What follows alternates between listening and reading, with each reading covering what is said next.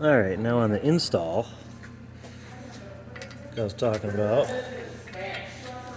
put this in here, this here, got your new nut.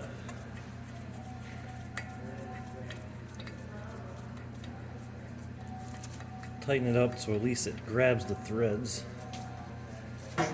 Then use the old handy dandy impact. I'll show you. Watch it.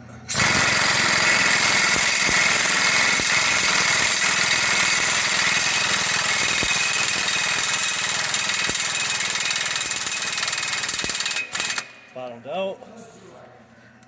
Take it back out. Lug nut's fine because you use the oversized nut. Use the nut, goes in there, pulls it right in.